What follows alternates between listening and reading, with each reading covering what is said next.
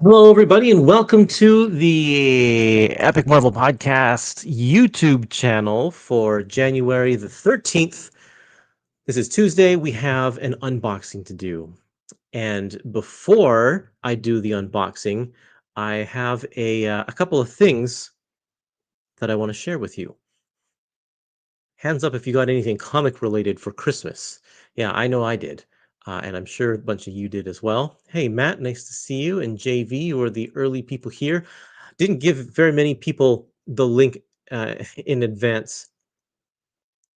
I only created the stream just a little bit ago. So it's been a busy day. A lot of stuff going on. But we're here now. You want to see what I got? It's very, very interesting. Axel Plate is here. I've got one book today to show you. One book, one Marvel Epic Collection. And we'll get to that in just a second. But I wanted to show you this game here. My brother got me this X-Men board game. It's very, very cool. I love board games, and these old ones are hit or miss. They're definitely not the same sort of quality as like modern board games because there's a huge board game industry now. But back when this one was made, they kind of just, for the most part, threw them out. Through the licensed ones, just kind of threw them out and see what happens. We played it. It's okay, not great. This is obviously used because it's very old, but it was supposed to come with a limited edition X-Men comic book, but this copy did not have that one. But you can tell by this and by some of the designs which era this comes from. Now, you would think that maybe because Cyclops is wearing his X Factor costume, that maybe this is, the 80s. But based on this comic here, this Jim Lee issue of X-Men, it's actually the 90s. Let's have a look. What's the date on this one? 1992. Okay, but the cool part is I want to show you the inside of it, and I'm gonna see how I can do this with without spilling the pieces everywhere.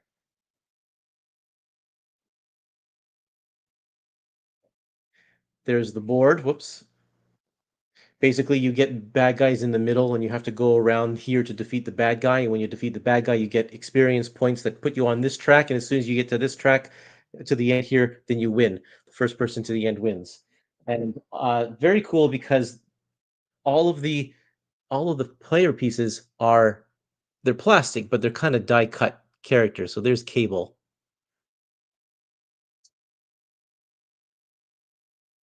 and Psylocke. Oh, that's her backside. Psylocke, Professor X. That screams the 90s, doesn't it?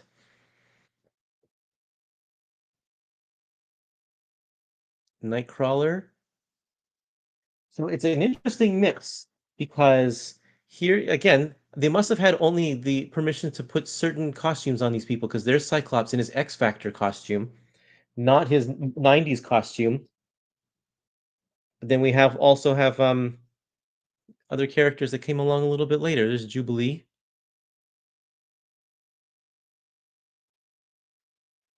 And looks like Shadowcat in her Excalibur costume. So that's what we're looking at here. Um, that's not the cool part. I mean, that's very cool still, but I want to show you the bad guys that are in here. Um, oh yeah, you get each player has comes with a card with some stats on it, and all of them have the costumes. Let's see if Cyclops has which costume he has. There. Oh yeah, on this card he's got his Jim Lee X-Men 90s blue and gold costume. So yeah, it's inconsistent with the way that these characters are portrayed in here, which is funny. Okay, hold on a second though. That's not the part I want to show you. I want to show you the villains. Here are the villains that they chose to include in this board game, okay? And tell me if you see the pattern here. Mastermind, Blob, Pyro, Badoon, Arcade, Hydra,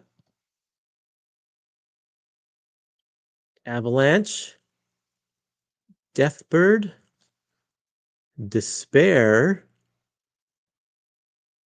Sauron, Silver Samurai, Magneto, Ngari Demons, Dracula, Petrified Man, Garrock, Sentinels, Juggernaut, Archon, the Dark Phoenix Saga. I don't know why they had to say the Dark Phoenix Saga. Doctor Doom, Belasco, Fire Lord, Alien Brood, The Impossible Man, Omega Red. That one stands out as a little bit different. Wendigo. Actually, Impossible Man does kind of as well. We'll put those two together. Gladiator, Moses Magnum, Mask, Hellfire Club, and White Queen. Okay, other than these guys, there's not even a Magneto in here, is there? Kind of weird. Um, they are mostly either the worst villains or most forgettable ones. Those villain cards alone are awesome to have. Um, Seeing these cards makes me wish Marvel would do an epic collection of Marvel trading card series from the early 90s. That would be cool. Okay, so the answer here is all of these cards are from the early days of Chris Claremont's run. And I know this because we've just been reading all of these.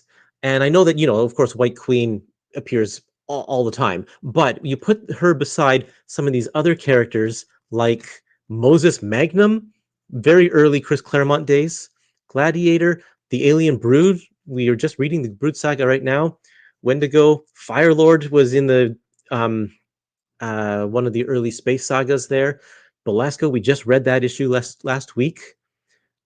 Doctor Doom, yeah, and Archon's shown up in both of the annuals that are during this period. And how often is there merch for Garrock the Petrified Man? Again, another early Marvel team up, actually. Chris Claremont's Marvel team up issues. Like, that's so weird, hey? Dracula, we just read that issue last week, too. And then the demon that in that Christmas issue with Shadowcat.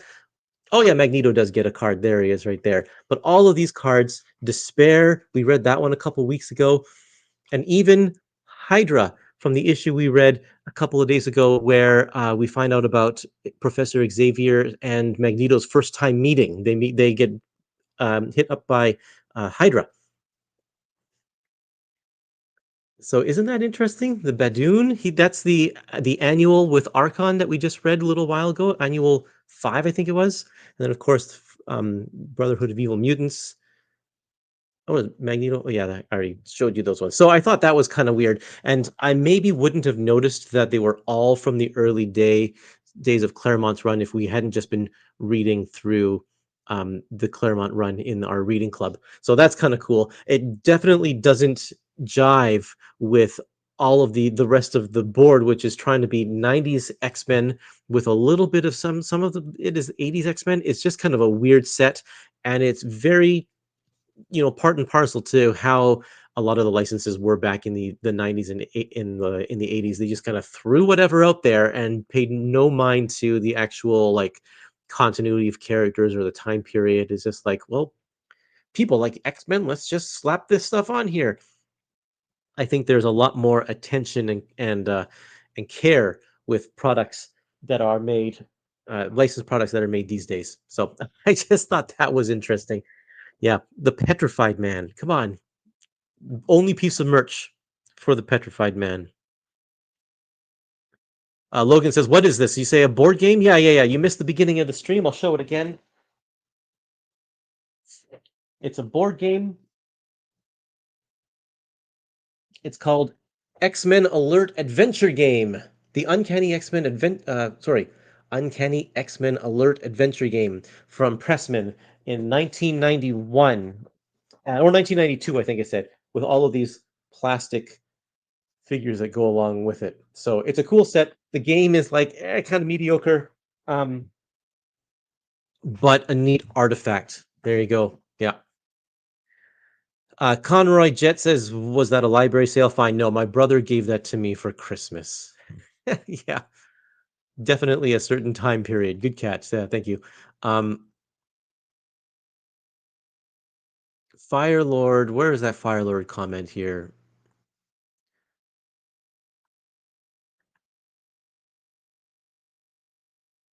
Someone asked, said if it was Fire Lord. I think Fire Lord was part of the Shi'ar Empire, and I can't remember if he was or not. But Fire Lord faced off against the Phoenix when the Phoenix first got her fire powers. They're like putting a cosmic fire person against another cosmic fire person. They kind of like the only time that Fire Lord really comes into play in the X-Men books, in those early days especially. But that's why that card is in this set.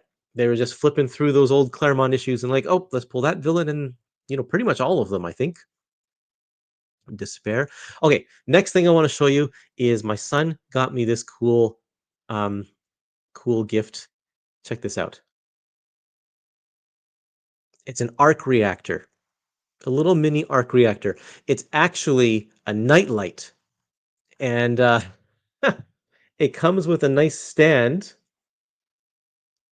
You put it in here. It's so cool, and you can plug it in. Let's plug it in here.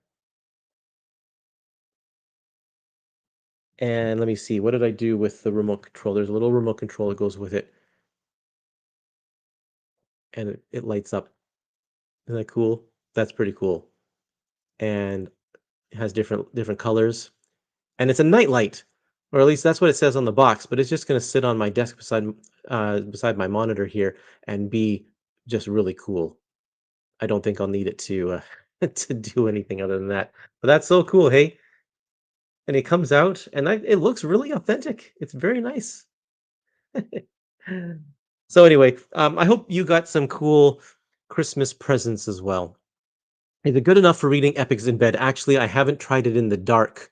I'll give it a shot tonight and see, but I'm guessing it doesn't give off very much light. Yeah, okay. So, first epic collection of the year that Marvel has sent me. And it's been a couple of weeks actually because they've moved a couple of things around in the schedule, and there is actually going to be a little bit of a gap in February where there are no epic collections coming out. And so the last one I opened up was the Fantastic Four, John Byrne's first Fantastic Four volume called Back to Basics. And that one's coming out at the beginning of February. And then this one is, I should have, I always forget to pull up my spreadsheet. I think it's the 17th. Yes, February. This one's going to come out February 17th. Shall we see what's in it?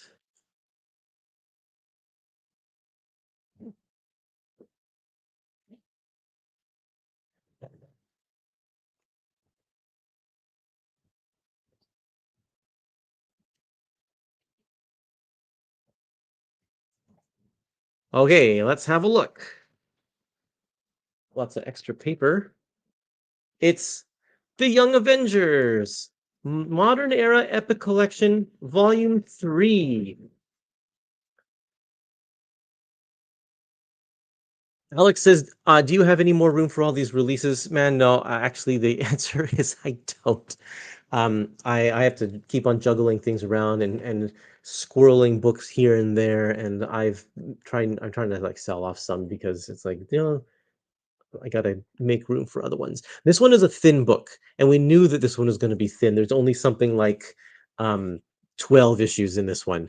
It's on the small side, and the reason it's only got like 12 issues in it is because it ends right when the next ongoing series starts, and so rather than put a partial of that, like half of that series in this volume, they decided to just put the whole thing. I'm assuming because we haven't had an announcement about that one yet, but the whole thing will probably be in the next volume. And so this one's called The Children's Crusade. And what is in it, you ask? Avengers, The Children's Crusade 1 to 9. That's 9 issues. Avengers, Children's Crusade, Young Avengers. That's 10. Avengers World number 15 and 16 is 11 and 12, and material from Uncanny X-Men 526. And I am an Avengers. Sorry, I am an Avenger 1 and 4 and 5. So that probably equals maybe another issue. So there's about 13 issues there. Um, they are really pumping out these Young Avengers epics. Yes, they are. We've had a very consistent. Was it two last year? Let me just check. Yeah. So it'll be almost 1 year to the day when this one comes out that the first volume came out, and then the second volume was out in August, and then this volume's here, and we don't have a fourth volume on the schedule yet, so we'll see what happens there. Hopefully, volume 3 is better than 2. I DNF'd volume 2. I don't know what DNF means. Hopefully, it's not rude. It was not good. Um, I agree. It wasn't great either. I love the first volume, and the second volume had moments that were great in it, but as a whole, especially because it was just kind of random mini series that were all tie-ins to the larger events that were going on in the Marvel universe, it felt very disjointed. The one thing that I did like is how much they were hanging out with the Runaways. Makes me want a Runaways epic collection. So yeah, did not finish thing. Like, why is there an acronym? There's only an acronym if there's something rude people don't want to say. I did not finish volume 2. That's funny. I'm gonna have to start using that. Rebuilding.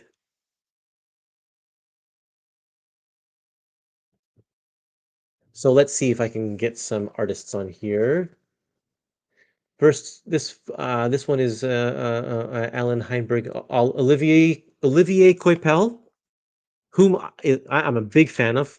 I really like Olivier Coipel's artwork a lot, so that's kind of cool to see it there. The little bit of Uncanny X-Men issue, and then we get to the Children's Crusade, which is Alan Heinberg and Jim Chung, and they are the team that did the original series, so that's great to see them come back. I have been recently reading the Iron Man epic collection called Age of Innocence, when Iron Man turns into a teenager, and um and it's drawn by Jim Chung in his very early days. And I can tell you he got a lot better because he was very um not very rough, but you can tell he was inexperienced. But by the time we get to this stuff, like his artwork here is incredible. He just does amazing action, and all of his artwork and detail is just incredible. Very, very different from the stuff that he was doing in the 90s, that's for sure. So good job, Jim. Children's Crusade centers around Scarlet Witch and her two twins, who are both part of this team, Wiccan and Speed. Looks like we're going to get some Doctor Doom action there.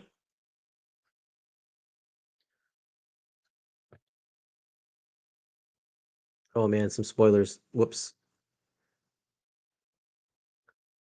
Um, did they not plan a Young Avengers movie and it got scrapped, and that's why they've pumped all these books? I don't think it's been scrapped, but they haven't started on it, that's for sure. And I think these books were announced. The timing worked itself out when Miss Marvel, after when the Marvels came out at the very end of that, Miss Marvel recruits Kate Bishop to the team that she's putting together, and so that's when these epic collections started coming out, and I think that's why we're getting them. But they're still coming out at a quick pace, even though the movie, or maybe it's a TV show now, isn't. So that's kind of funny. Okay, we also have Avengers World 15 and 16 by Nick Spencer and Frank Barbier and Marco Cicchetto. Let's see. Oh, there's a nice double page splash with the X-Men there. That's very cool.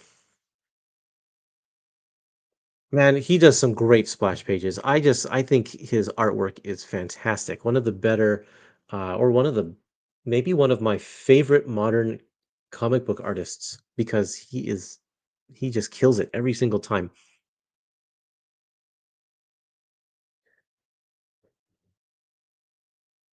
Nice emotional beats there as well. He does that as well as he does the action.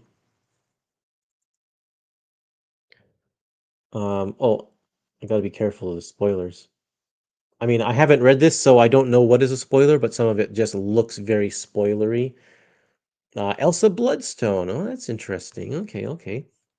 This is probably Avengers Arena right here. That was a brutal book. I remember reading Avengers Arena, and then what did it turn into where it became like a Squid Games type of a thing? I can't remember, but it became really brutal. That's a very different artist. Looks very familiar. I think maybe one of the guys who did the one of the previous miniseries. Let me check. Oh, Chris Samney. That's why it looks familiar. Yeah, I like Chris Samney. Very different style. Whoop, whoop, whoop. Yeah, that's right. Avengers Arena. Man, that one is so Avengers World, Avengers Academy turned into Avengers Arena. Yeah, that was such a I was like shocked at that one. Hey Curtis, is the paper stock full glossy or is it just your lighting? It is just my lighting. I'm sorry. I'm lit by a desk lamp here and it does reflect it pretty poorly, but it is exactly the same paper that they use on all the other Epic collections, modern and classic. So it's it's um it's got a sheen to it, and that comes off because of I think a lot of it is because of the ink that's on here.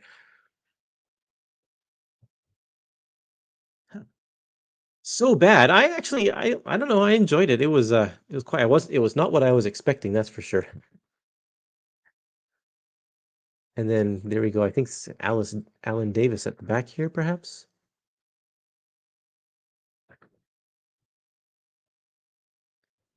Curtis, do you prefer when they put the Virgin like no title, etc. cover in the epics or the original release with the titles?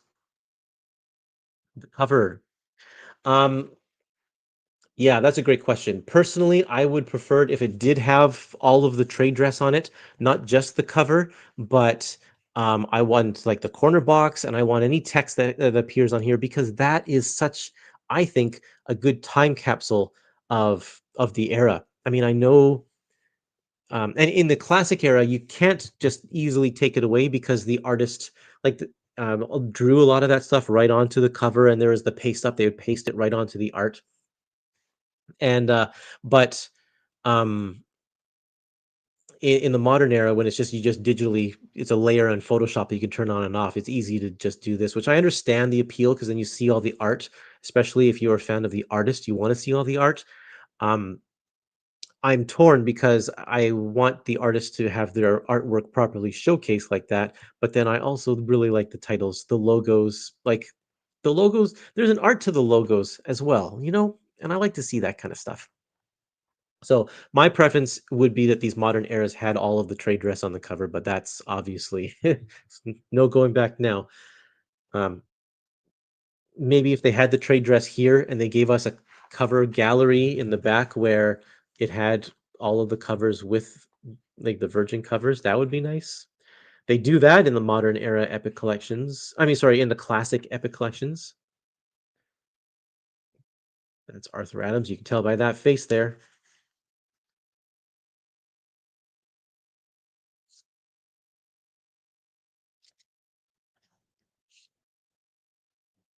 Yeah, very cool.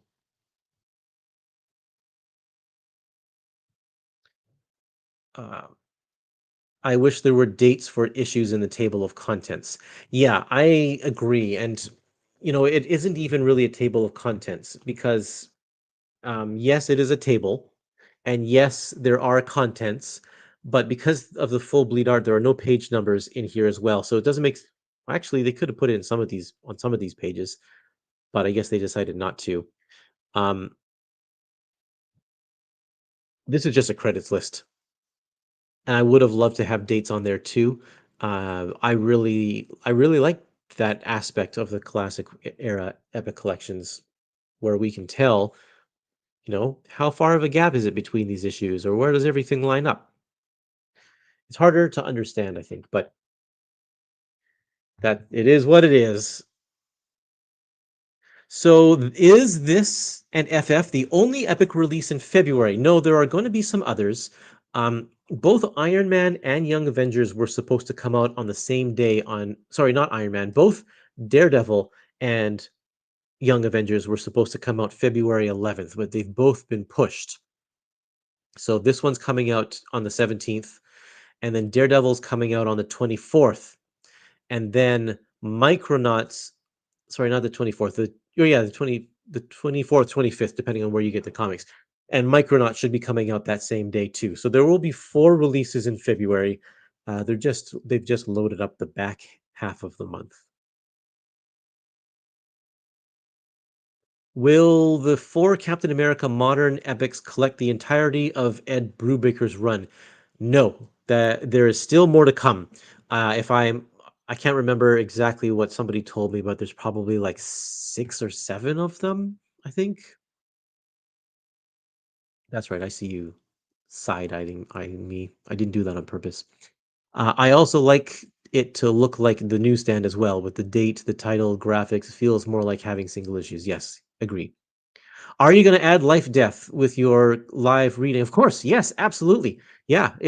So in a couple of days we're switching over to God Loves Man Kills, that epic collection, and then once we're finished with that volume, then we'll move right into life death. And yeah, absolutely.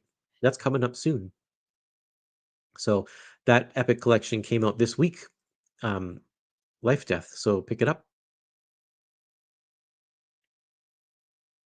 So excited for the Daredevil epic in February. I am too. And a couple of reasons why. Because it's the last volume of the Bendis run, which I've been enjoying a lot. Haven't read the ending before. And also because they skipped this volume and went straight to Brubaker's Daredevil volume.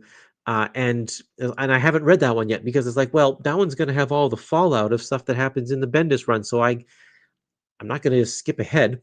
With the classic epics, you can skip ahead much easier because of the way those stories are told. But the modern ones, you kind of have to read things in order for the most part, unless it's like a significant gap of time in between the when the series ran. Has the DC Finest Ostrander Suicide Squad come out yet? If it has, have you read it and what did you think? I've never read that run, but I am interested. It has a lot of hype behind it. Is that the one with Luke Ross? Not Luke Ross, Luke McDonald as the artist? Let me just check.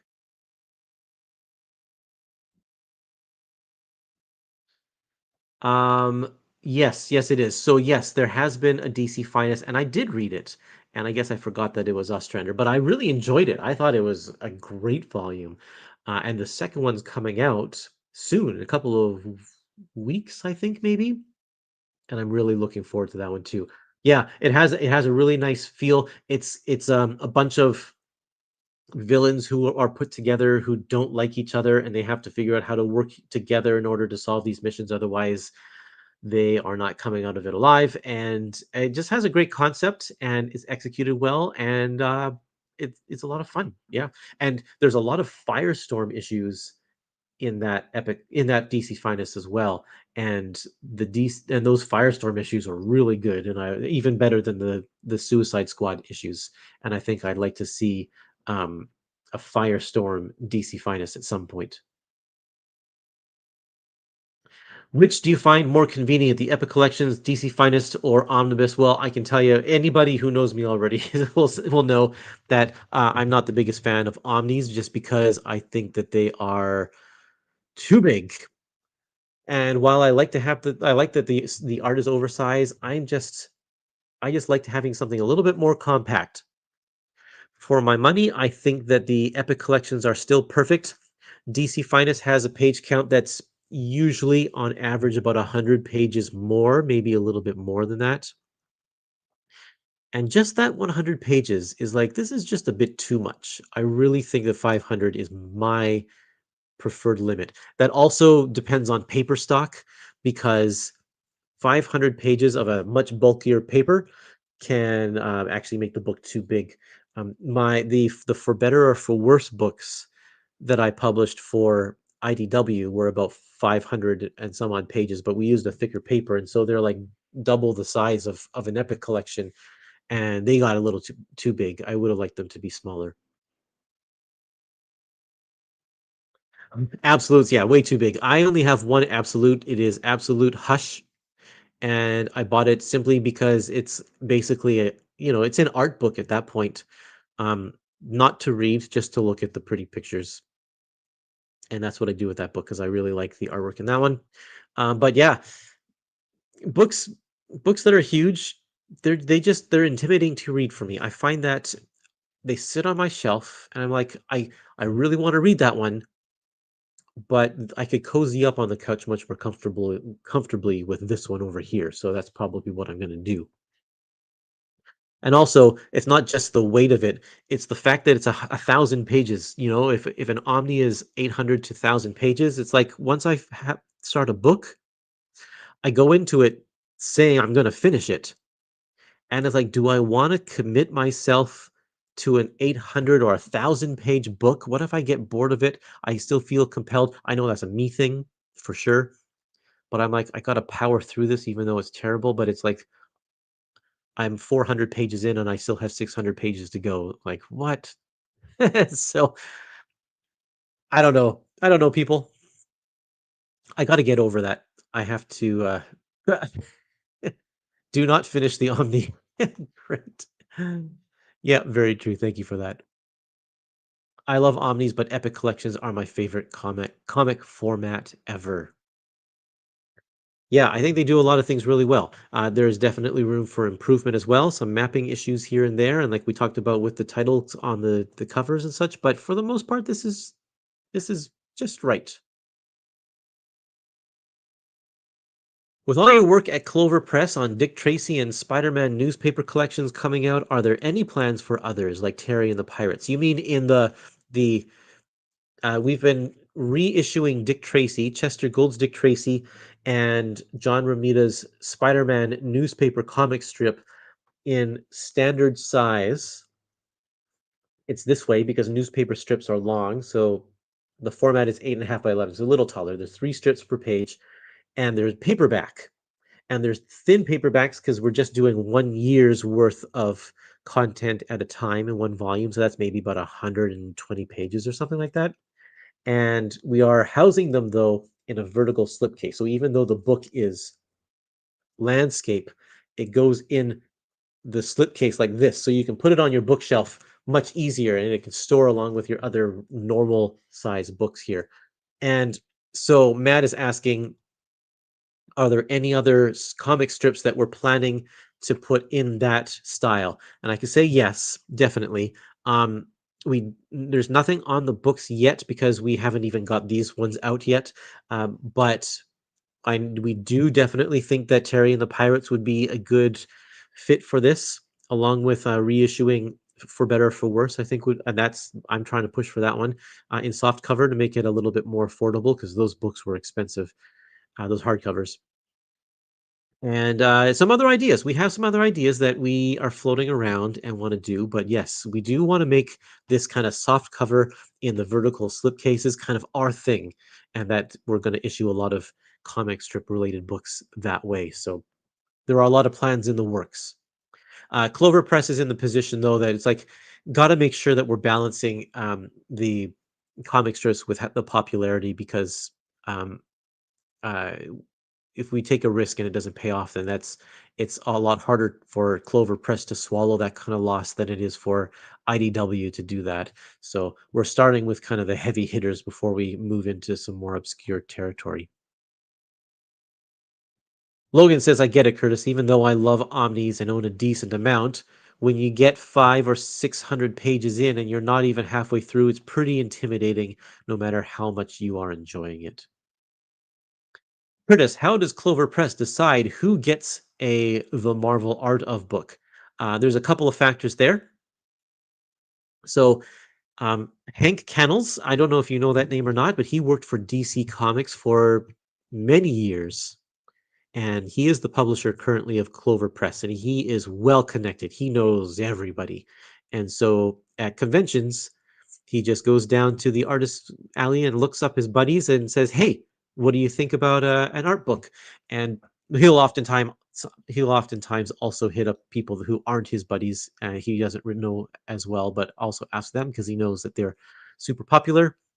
And that's basically it. That gets the ball rolling. And so, and from there, Hank has a list of like 30 people who are interested in these books, and they're like, "Yeah, I want you to make an art book of my stuff." And then it really depends on who gets us the material first, because a lot of the times, artists are busy doing their artwork and doing the conventions, and so compiling their art for us so that we can put the books together is not up on their priority list. So some people move a little faster than others. And then it also has to be subject to Marvel approval. If we come to them with an artist and say, "Hey, we want to do that," and Marvel's like, I don't know about that," which actually has happened. I'm not going to name any names, unfortunately, but it has happened where Marvel's like, I don't think that one's going to do that well. Let's move on to the next person." And so we have to pivot at that point. But there you go. That's basically how it works. And so we have a Kickstarter running right now for um, no, sorry, we have a Kickstarter running right now for an artist who's not actually a comic book artist, but he's a fine art painter, and he paints a lot of covers for science fiction novels. His name is Dan Dos Santos, and he did a lot of the covers to the Brendan Sanderson novels, who's one of the most prominent sci-fi writers right now, and he fully painted a set of Marvel Masterworks trading cards. And so we are collecting all of that trading card art into one book along with some other stuff that he's done for Marvel over the years, and it's beautiful, beautiful stuff. It looks really, really good. So look up Dan Dos Santos, Dos Santos, and he's not from comics, but he's a remarkable artist, and all of his stuff is really, really great. It'll be a great art book. Jay is hoping for an art of Lionel Francis Yu and Chris Pacello. Chris Pacello is high on my list. I would really like to get an art book of his. That would be really, really great. However, I think he's exclusive to DC right now, and that's another factor for sure. Who gets what? It's like, well, uh, if an artist is exclusive to one or the other, then we're not going to step on those toes. Well, I don't. Yeah, would love to see that card set. Well, just Google his name and you'll see a ton of his art come up and you'll get a good glimpse of what his art looks like. He's it reminds me a lot. Remember that card set by the Hildebrandt brothers way back in the 90s? That one was really good too, and his art is kind of reminiscent of that. Oh, Jay, you got the Dodderman, Nakayama, and Turner art books. That's great. Yeah, I got to lay out the Dodderman one. Worked with him on that one a lot, and so that one is especially special to me. I really had a good time working on that book, and I'm glad that you got it, Jay. Thank you. Yeah, you are welcome. Happy to do it. Yeah. Okay. Well, you know what? That's our episode for today. I'm going to leave you off with that. If you tuned into the last half of this episode and you missed the board game that I showed you at the beginning, then take a trip back to the beginning of this live stream and take a look at that board game because there's some cool artifacts in there from the early days of Claremont's X-Men. And then otherwise, we talked about Young Avengers, the Children's Crusade, which is coming out on February the 17th. And thanks again for Marvel for sending us an advanced copy that we got to flip through today and take a look. And I'll be back next Monday for my regular Epic Marvel Podcast X-Men Reading Club episode. I'll be back on Tuesday to unbox another Epic collection and possibly even a DC Finest. I'm not sure if I'll have it on time. And then on Thursday, I believe, is the Marvel Solicits on Omar's channel. So I'm hoping to be a part of that as well. So that's where you can find me online this week. Thanks everybody for watching. I hope you had a great time. I know I did. Thanks for being a part of the chat. And yeah, we'll see everybody later. Yeah, don't forget to like the video, folks. See you later. Goodbye, everyone.